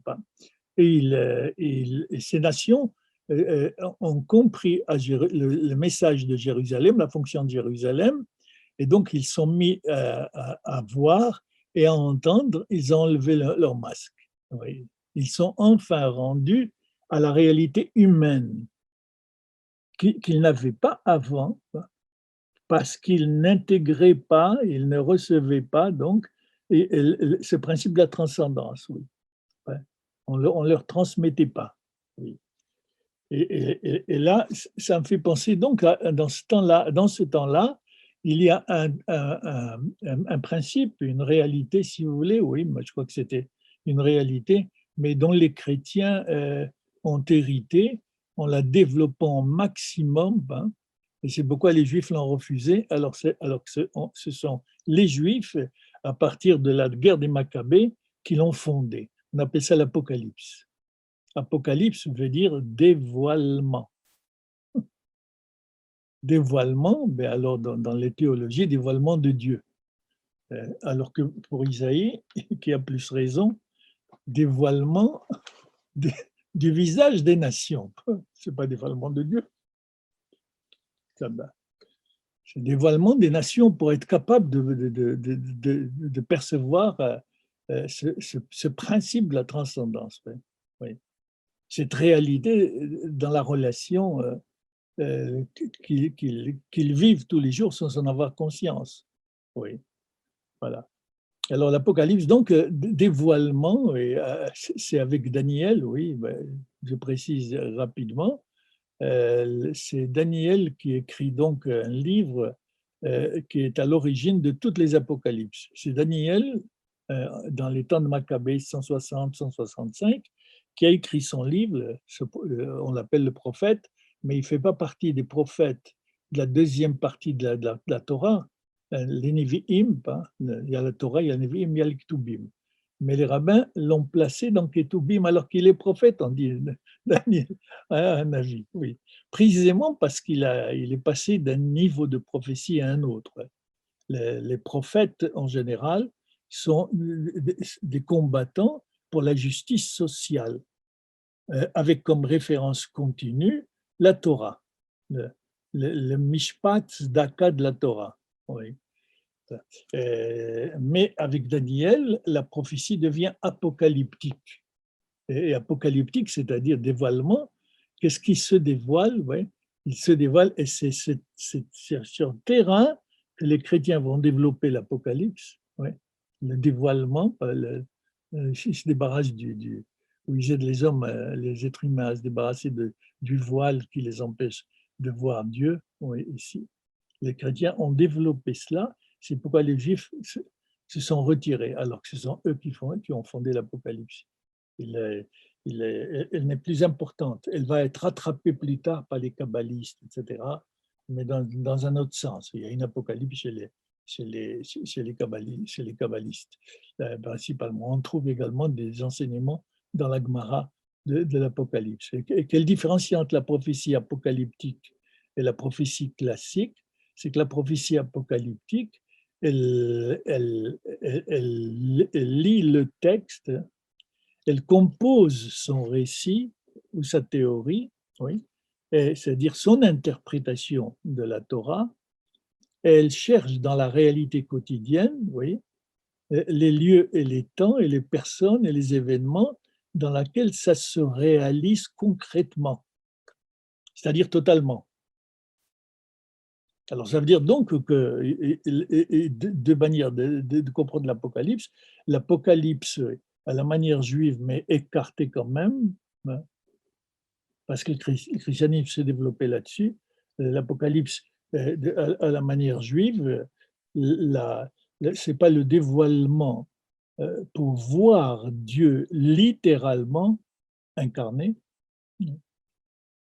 mais un dévoilement sur cette incapacité de l'être humain, oui, de percevoir cette dimension importante de sa relation à Dieu, le principe de la transcendance. Voilà. Donc, cette idée à laquelle j'ai pensé, moi, en lisant ce texte qu'à la table du festin, les nations se débarrassent, où Dieu les aide à se débarrasser de leur masécha, de leur lot et de la couverture, oui. Et alors, verset très difficile, qui peut être compris religieusement et qui est compris religieusement. Ouais. Et les chrétiens vont l'employer pour le comprendre littéralement.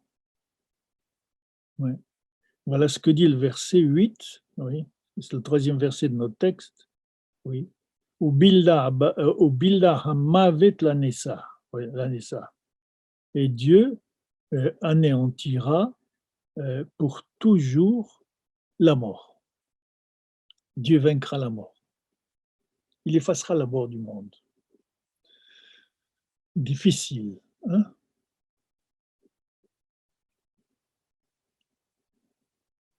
Dieu, si vous voulez, c'est une forme d'interprétation. Mais ce n'est pas la seule dans le Midrash. Hein? Ce n'est pas la seule. On trouve plusieurs références de ce texte-là dans la Gemara, mais qui n'expliquent pas ce verset de cette manière-là, que la mort disparaîtra pour toujours, que l'homme deviendra éternel. Hein? C'est ce que prétendent les transhumanistes aujourd'hui. Que la mort disparaîtra et l'homme deviendra éternel. C'est incompréhensible. C'est pourquoi c'est impossible. Ouais. Et alors on va voir, c'est impossible pour quelle raison. On va voir ça ici. Mais voilà donc une première interprétation dans ce sens-là, qu'on trouve également dans la tradition juive. Hein. Il ne faut pas le nier. Oui. Oui. Dieu effacera définitivement pour l'éternité la mort. Umaha Adonai Elohim, et le Seigneur Dieu effacera, oui, Maha Adonai Elohim, Dima, la larme, alors prenez ça au pluriel, les larmes bien sûr, la larme dans le sens collectif, Dima, Mehal Kolpanim, de dessus tout visage. Il n'y aura plus de pleurs, il n'y aura plus de deuil, il n'y aura plus de souffrance, il n'y aura plus. Les yeux ne produiront plus les larmes qui sont des larmes de deuil ou de souffrance. Fini. Ils produiront des larmes de joie peut-être. Mais le Seigneur Dieu, va rendre impossible, il va effacer toute larme de tout visage. Veherpat ammo yassir, et la honte de son peuple. Il disparaîtra, il l'enlèvera, il l'ôtera, oui. Mais Al-Kola reste de dessus toute la terre. C'est la honte de son peuple, c'est-à-dire l'humiliation continue dans laquelle le peuple juif est plongé par les nations. Et oui, puisqu'ils sont là, ils participent au festin, ils ont reconnu un certain nombre de principes fondamentaux pour les êtres humains, et donc Israël est rétabli dans sa dignité. Ouais. Alors, tu ne dois pas tirer de complexe supériorité, oui, mais il est rétabli dans sa dignité. C'est tout ce qu'on le réclame d'ailleurs. Hein. Jusqu'à aujourd'hui, ce qu'on réclame aux nations, il faut le dire courageusement, ça sera peut-être un jour. Mais pour le moment, le temps messianique, pour nous, mais il doit être pour tous, mais pour nous, le temps messianique, c'est le temps où enfin les nations, oui, rétablissent la dignité de l'existence du peuple juif. C'est tout. Hein? On ne leur demande pas de nous aimer. Ceci dit, bien sûr, il y en a qui aiment le peuple juif et qui aiment pas simplement le juif, tel et tel juif ami, mais qui aiment le peuple juif et qui le respectent et qui travaillent dans l'histoire, même des chrétiens, oui, qui travaillent dans l'histoire pour que cette dignité d'Israël soit reconnue. C'est tout ce qu'on demande, au nom de la justice. Oui. Et au nom de la justice même, du mishpat d'égoïm, même pas de tzedaka. Ce n'est pas une tzedaka, ce n'est pas une chesed qu'on leur demande. On demande un mishpat véritable, que nous existons, et comme tout peuple, nous avons le droit d'exister. Pourquoi? Qu'est-ce que nous avons fait pour qu'ils cherchent à nous faire disparaître, à nous empêcher d'exister? Ouais.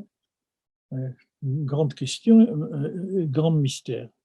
Donc Dieu, il débarrassera Israël de son humiliation, littéralement de sa honte, la honte qui pesait sur lui à cause des nations.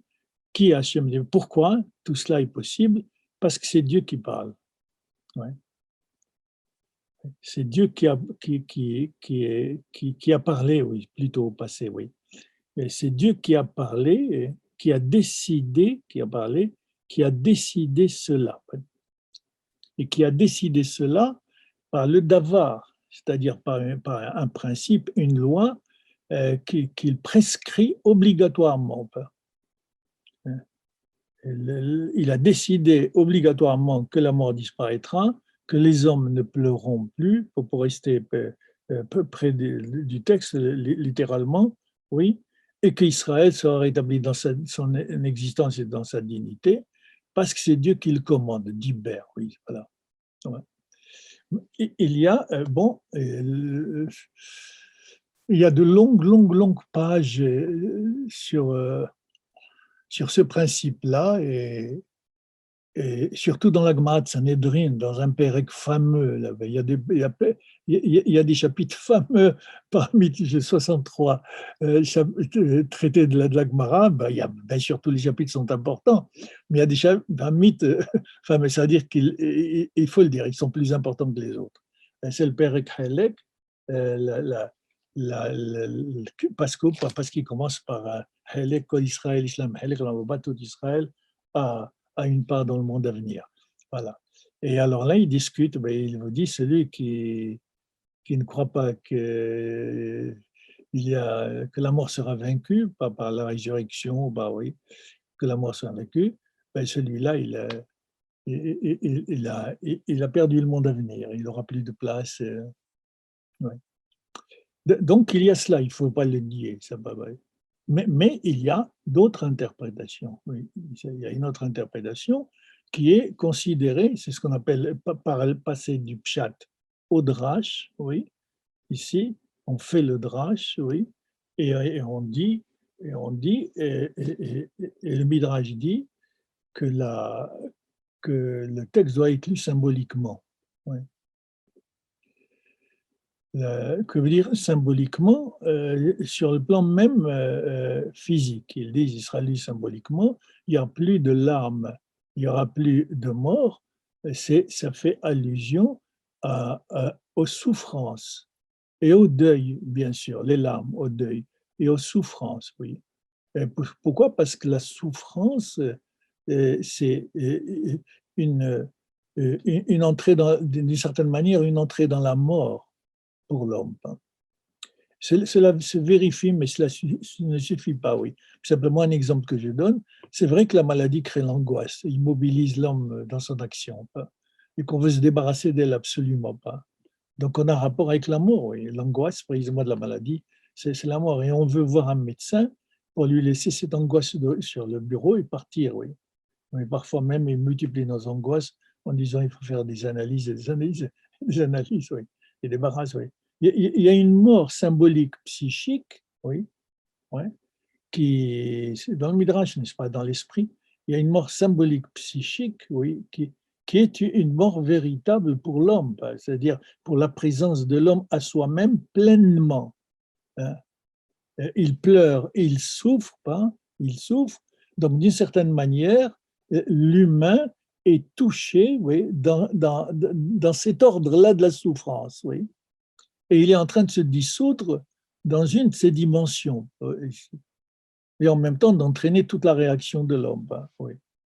Et ils disent aussi la mort, un autre symbolisme dans cette lecture-là, la mort, c'est la guerre, oui.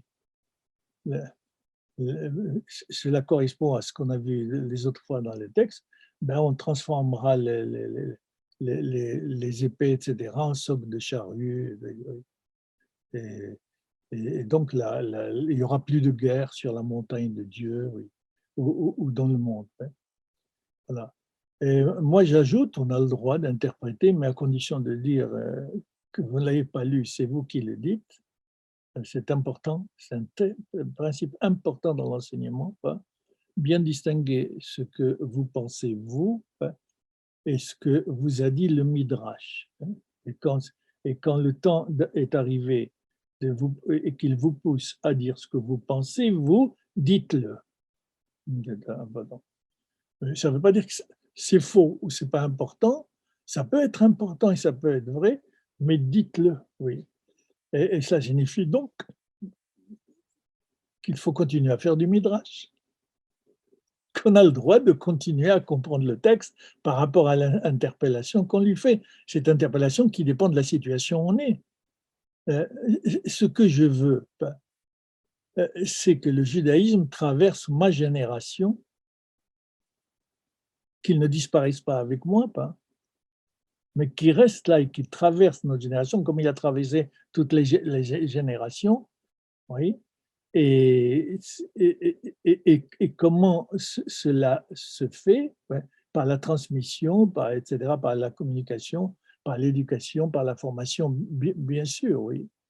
Et pour pouvoir accomplir cette tâche, il faut que vos contemporains, oui, juifs ou non juifs, mais pour nous, pour le moment juifs, ceux qui vous entendent et qui vous voient vivre et vous engager quotidiennement, eux, puissent voir qu'il y a possibilité, il y a nécessité, il y a obligation, plutôt, de lire la Torah et de l'interpeller pour qu'elle puisse répondre à la situation concrète où vous êtes, vous, en tant que lecteur. À quoi ça sert d'étudier la Torah, sinon par érudition? C'est important, mais c'est simple érudition, de voir comment, il y a longtemps, dans tel texte, etc., dans tel contexte, sur telle et telle terre, telle et telle école, tel et tel rabbin a compris ce verset de cette manière, Bon, c'est de l'érudition. Mais est-ce que cette manière vous parle dans la situation où vous êtes? Oui, c'est pas. C'est la condition même de la transmission, que celui qui reçoit de vous sent que ça parle de lui là où il est dans l'espace et dans le temps. Et c'est comme ça que la Torah devient éternelle, comme on le dit. Et donc, moi je dis, permettez-moi de le dire, oui, moi je dis que cette mort qui disparaîtra, oui, c'est une mort culturelle et spirituelle. Il y a puisqu'il est réuni à Jérusalem, encore une fois, c'est moi qui dis, je précise, puisqu'il est réuni à Jérusalem, qui font le festin, qui reconnaissent le principe de transcendance, le divin, qui reconnaissent le principe de transcendance, Hachem, le tétragramme, vous voyez, oui, et qu'ils sont débarrassés du rideau qu'ils avaient du voile qu'ils avaient sur le visage, eh bien, on peut dire donc que c'est comme ça que leur culture ne disparaîtra jamais, alors que les civilisations sont mortelles, nous a-t-on appris. Mais c'est dommage qu'une civilisation disparaisse. Et il faut aller chercher pourquoi une civilisation disparaît. Ouais. Il faut voir pourquoi l'Égypte a disparu, pourquoi les Babyloniens ont disparu, pourquoi les Phéniciens ont disparu, etc. Bien sûr, il y a des explications historiques, oui, bien sûr. Mais ça ne réduit pas totalement la question posée. Qu'est-ce qui se passe? Pourquoi les cultures disparaissent? Bien là, non. Au cours de ce festin, les nations, chaque peuple, chaque culture apprend par sa culture à traverser éternellement l'histoire et à continuer à enrichir l'humanité. Voilà ce que je pense, moi, personnellement. D'accord? Voilà donc ce texte, cette première partie du texte. Oui. Juste le verset suivant, et puis on s'arrêtera pour les questions, j'espère qu'il y en a, et des objections, j'espère qu'il y en a. Ve'amar bayeomahu, et Israël dira ce jour-là, ce temps-là dont on vient de parler, oui, ce temps-là, quand l'homme aura pris conscience, quand tous les peuples auront pris conscience de cela dont on vient de parler dans les 3 premiers versets. Et Amar, il dira ce jour-là, Hine Elohenu, voici notre Dieu. C'est ce type de relation au divin que nous attendions, que nous comprenons maintenant. Oui. C'est tout ce qu'on vient de dire, c'est cela la relation fondamentale, authentique avec cet univers divin. Oui. Zé, ici. Alors là, il y a deux interprétations, mais comme toujours, il y a au moins deux interprétations. Zé qui vinulo, celui-là, oui, celui-là, nous avons espéré en lui. C'est cela que nous attendions, nous ne comprenons pas, oui, puisque toutes les nations sont là, oui, et toutes ces nations diront, oui, et pas simplement Israël, c'est cela notre Dieu. C'est cela que nous attendions, que nous avions espéré. Vioshiaenu, pour qu'il nous sauve. Hein, pour qu'il nous sauve de nos prisons, de nos addictions, de toutes les confiscations que les choses font sur nous. Ouais, ouais. Qu'il nous sauve et qu'il nous libère, oui. Là, on traduit ça par le salut, mais le salut juif n'est pas le même que le salut chez les autres. Il faut définir ce concept. Maintenant, les signes musicaux ont compris le verset d'une autre manière, proche, mais d'une autre manière. Vous savez que les signes musicaux ne sont pas simplement une manière de bien chanter le texte, mais très souvent, d'après les signes musicaux, on sait où arrêter les mots. Hein, on sait donc comprendre le verset avec ces signes musicaux. Ils n'existent pas dans le Sefer Torah, pas plus que les voyelles, mais dans les livres que nous avons, il y a des signes musicaux. Zarka, Makaf Sofarolech Lota, Pazer Gadol, etc., Shenegerishin. Il y a des noms de chaque signe musical. Et là, le signe musical, c'est un tevir. Mais ce tevir est sur Zé. C'est-à-dire, on coupe le verset ici. Vous voyez comment il est coupé? On a dit, enfin, vous ne voyez pas malheureusement, mais vous le verrez la prochaine fois. Hinne Elohenu, voici notre Dieu. Et on a mis dans ce livre virgule. Donc, on est allé contre la lecture traditionnelle par la distribution des signes musicaux. Ouais. Donc, Hinne Elohenu, voici notre Dieu. Zekevinulo, celui-là, c'est celui-là en lequel nous avons espéré. Ouais. Alors que le signe musical, c'est un tevir, il est sur Zé. On dit, voici comment, la tradition veut qu'on le lise, Hinne Elohenu Zé. Le Zé ne se rapporte pas à Kivinu, nous avons espéré, comme on avait tout à l'heure dit. Vous voyez, c'est pas facile de lire l'hébreu et de le comprendre. C'est ça sa richesse, oui. Mais voici Dieu, voici notre Dieu, celui-là. C'est celui-là dont on vient de parler. C'est celui-là qu'on vient de découvrir à Jérusalem autour de la table, du festin, etc. C'est celui-là qui nous a permis de nous dévoiler le visage. Vous voyez, ici, c'est ce type de relation au divin qui est notre Dieu, c'est-à-dire que nous adoptons. Qui vit nous l'eau. Alors, on passe maintenant à la deuxième partie. Nous l'avons espéré. Comment, pourquoi c'est celui-là? Parce que nous avons espéré cette relation divine. C'est cela que nous avions espéré et c'est cela qui va nous sauver. C'est lui qui va nous donner le salut, entre guillemets. Oui, nous sauver de toutes les confiscations qu'on a dit, c'est-à-dire nous sauver de la mort symbolique. Comme on a dit tout à l'heure. Voilà. Ouais. Et qu'est-ce que ça signifie dans le concret? Oui. Là, vous comprenez que ça, c'est de la louange maintenant. Les historiens disent, et ils ont raison, qu'à partir de ce verset, on entre dans la louange de Dieu, puisque c'était une exclamation de joie. Hein. On a découvert enfin celui en lequel nous avons espéré continuellement. C'est cela qui nous accomplit, nous épanouit, et qui dilate notre personnalité. Oui. C'est ça qu'on découvre à Jérusalem. C'est-à-dire que le non-juif, le juif déjà, mais le non-juif qui arrive à Jérusalem, il faut qu'il sente sa personnalité se dilater, ce qui arrive souvent. Ouais. Ouais. Ouais. La Hine Elohenu, c'est ce Dieu-là, oui. C'est celui-là, plus précisément, c'est celui-là notre Dieu. Hine Elohenu, c'est celui-là notre Dieu. Kevinulo, on peut dire aussi, c'est celui-là que, pour faire la synthèse des deux, c'est celui-là en lequel nous avons espéré, que nous avons attendu, et celui qui va nous sauver. Ouais. Voilà donc cette première partie de la louange. on verra la suite la prochaine fois. Il faut que vous, vous posiez maintenant vos questions. Je suis à votre disposition. Vous verrez le texte la prochaine fois, bien sûr.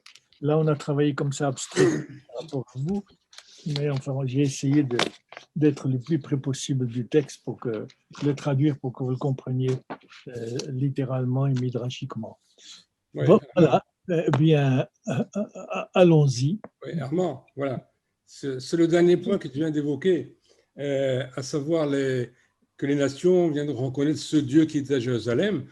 Je pense que c'est plus les nations, je veux dire, d'obédience chrétienne et autres, mais Ouais. la transcendance, le principe de transcendance existe dans l'islam. Oui, C'est par hasard qu'ils ont construit une mosquée à la place du temple. Il n'y a pas de paganisme, il n'y a pas d'église là-bas. Ça n'a jamais été possible. c'est sûr, oui. Donc, ils revendiquent qu'une terre, pas le lieu de la transcendance, par excellence, chez eux, elle existe. Oui, Pas oui, toutes les nations qui viennent de reconnaître, eux le reconnaissent déjà spirituellement.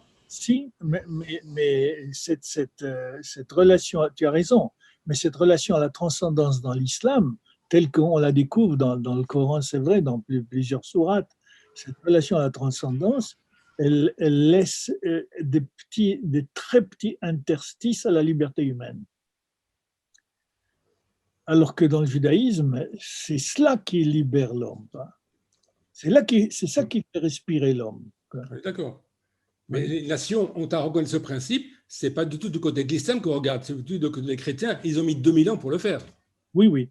Mais j'en ai conscience, ces textes-là, il faut les replacer, et pas seulement, n'est-ce pas, mais les replacer dans leur contexte, parce que l'autre de l'hébreu, hein, Isaïe est hébreu, l'autre de l'hébreu, c'est le païen. Or, aujourd'hui, les autres chez nous, c'est le chrétien, c'est le bouddhiste, c'est le musulman, c'est l'athée, c'est le. Il y a plusieurs formes d'autres que nous découvrons tous les jours et que nous lisons ou que nous voyons, mais ce qui a complètement changé, oui. C'est vrai aussi que dans le christianisme, il y a la transcendance. Oui. Le christianisme encore plus que l'islam, le christianisme qui a puisé énormément non seulement dans la Torah, mais dans les Midrashim, quand on lit l'Évangile. Ils sont là, ils connaissaient les Midrashim, ils les citaient, etc. Oui, et donc le christianisme, encore, il connaît encore la transcendance encore plus forte que dans les musulmans. Oui, mais ils l'ont paganisé. Voilà, très bien. Ils l'ont paganisé. Très bien. Oui, oui. Ils ont rendu cette transcendance visible, sensible. Ils ont trop ouvert les yeux.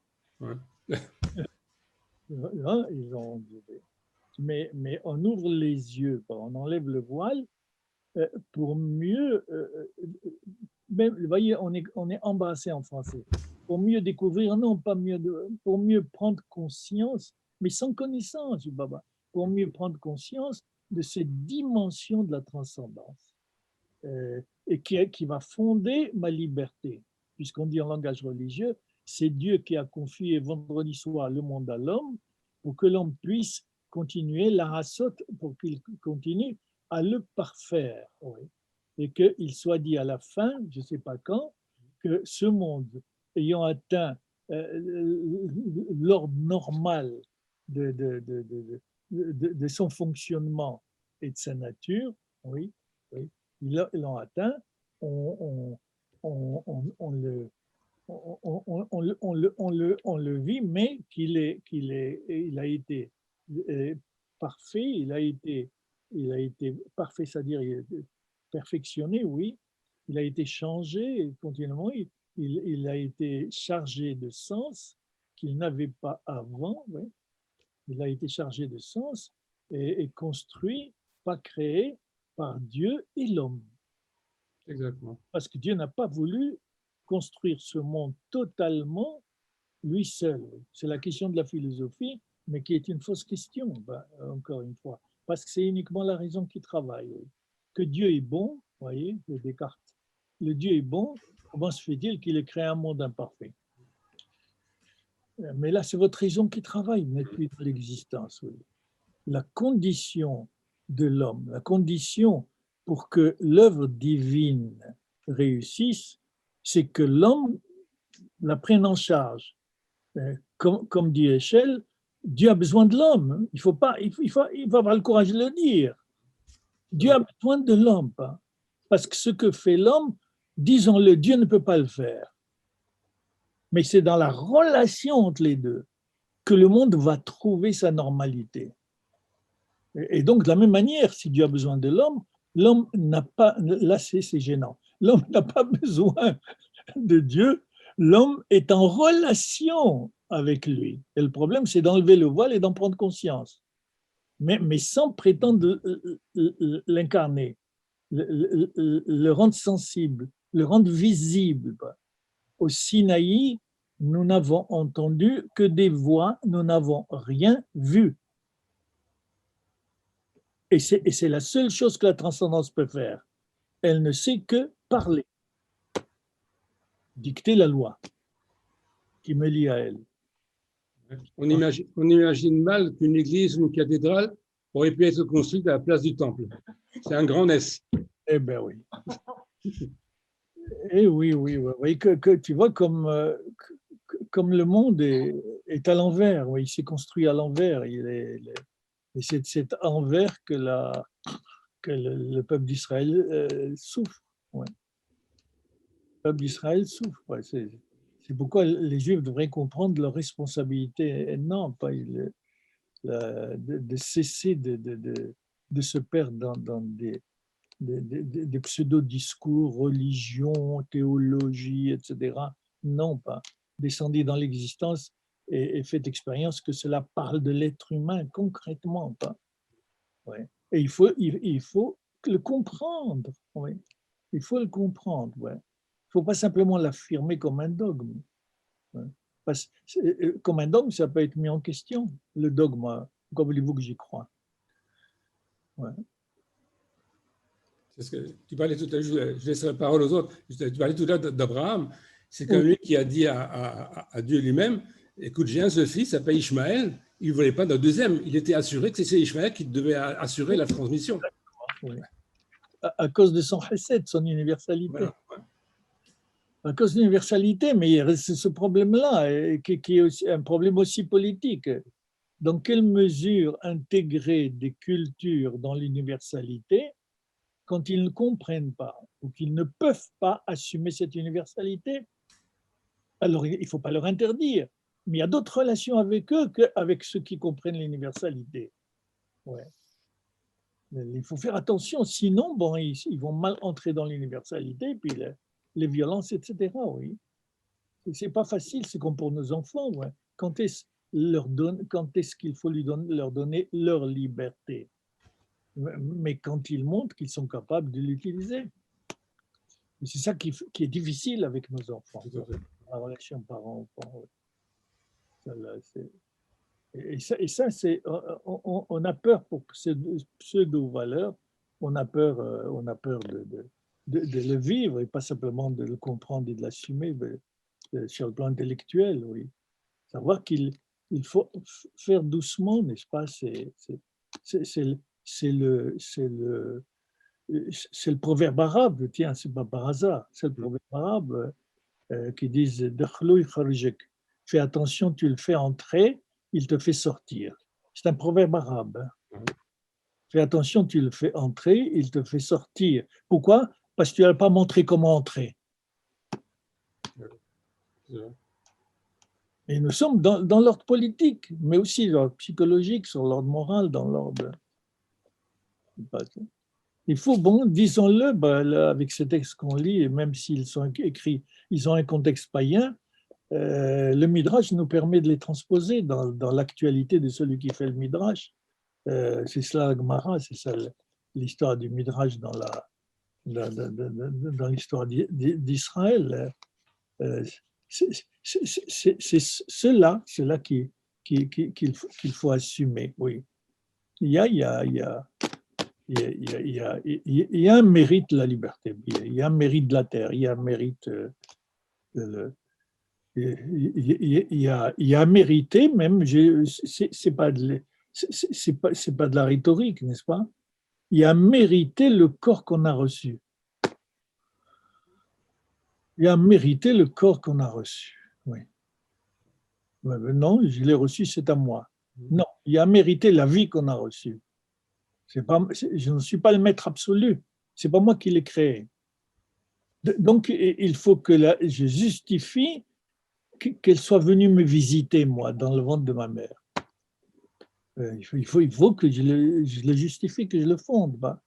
Alors, c'est une exigence spirituelle à laquelle beaucoup sont aveugles et ont le voile sur les yeux, ils ne comprennent pas cela. Pourquoi la tentation du pouvoir absolu? Mais mon corps est à moi, je fais ce que je veux avec mon corps. Non, ton corps n'est pas à toi. Ouais. Mais mon enfant à moi, dans mon sein, j'en fais ce que je veux, je vais avorter, etc. Ça ne veut pas dire que l'avortement est interdit dans le judaïsme, mais ça veut dire que ce mode de raisonnement ne va pas. L'enfant qui est dans ton sein, tu n'as pas de pouvoir absolu là-dessus. C'est ton fils, c'est clair. Mais tu n'as pas de pouvoir absolu là-dessus. Ouais. Parce que tu ne l'as pas créé. Et dans ce sens-là, il n'y a que Dieu qui a un pouvoir absolu, mais c'est lui qui crée à partir du néant. Il n'a rien utilisé avant pour